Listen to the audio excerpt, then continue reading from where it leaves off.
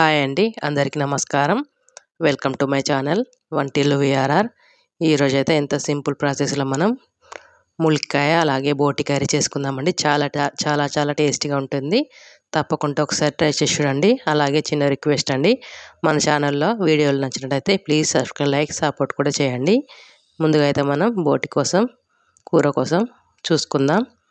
ముందుగా పెట్టుకున్న ఉప్పు, కొద్దిగా పసుపు వేసి పెట్టుకున్న బోటి, అలాగే ఉల్లిపాయ పేస్ట్ అండి, ఒక 2 ఉల్లిపాయలు, అలాగే ఒక 2 టమాటాల పేస్టు, అలాగే ములక్కాయలండి.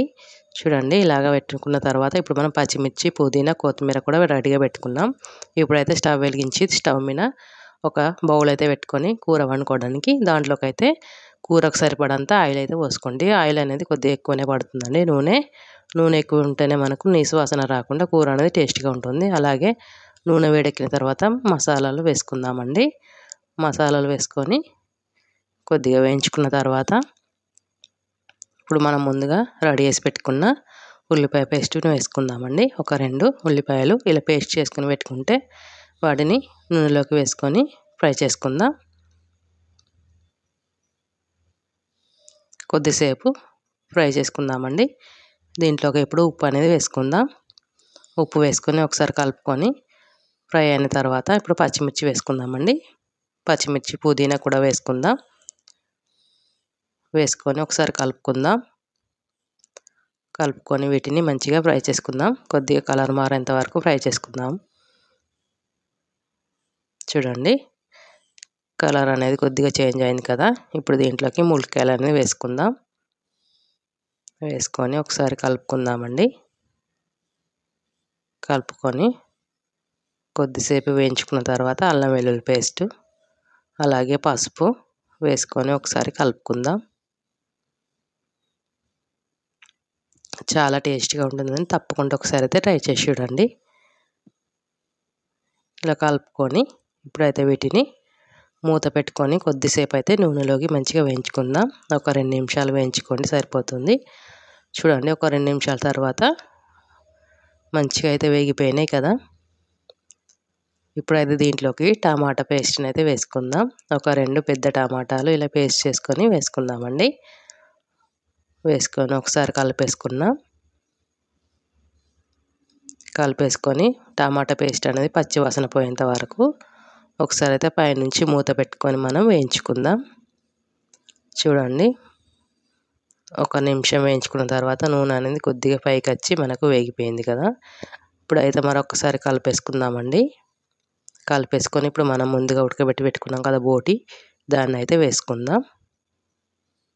వేసుకొని వీటిని కూడా ఒకసారి కలుపుకుందాం. చాలా టేస్టీగా ఉంటుందండి ములక్కాయ బోటి కర్రీ. అచ్చమ్మ పల్లెటూరులో చేసుకునే వంటలు మీకైతే చూపిస్తున్నాను. తప్పకుండా ట్రై చేసి చూడండి. ఇప్పుడైతే కలిపేసుకొని పైనుంచి అయితే మూత పెట్టుకొని బోటిని అనేది కొద్దిసేపు నూనెలోకి ఉడికించుకుందాం.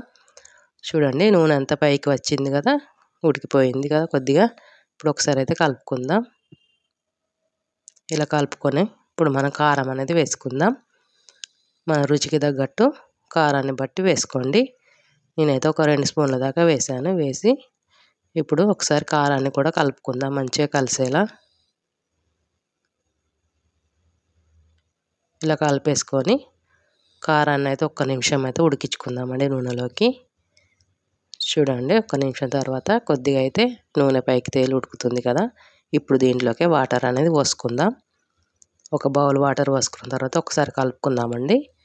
కలుపుకున్న తర్వాత మరొక బౌలడు వాటర్ పోసుకుంటే మనకు కూరకు తగ్గ సూప్ అయితే రెడీగా ఉంటుంది.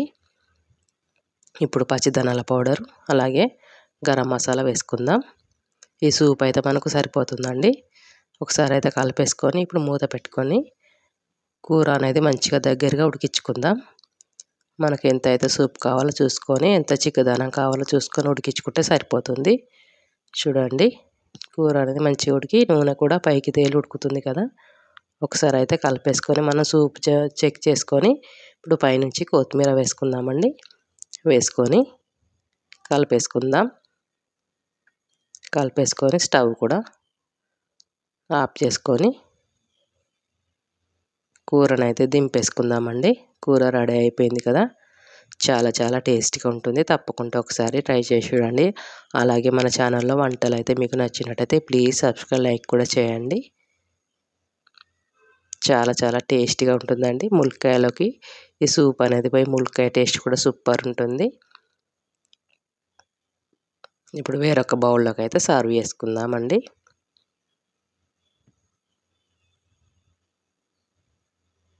చాలా చాలా టేస్టీ బోటి కర్రీ రెడీ అండి.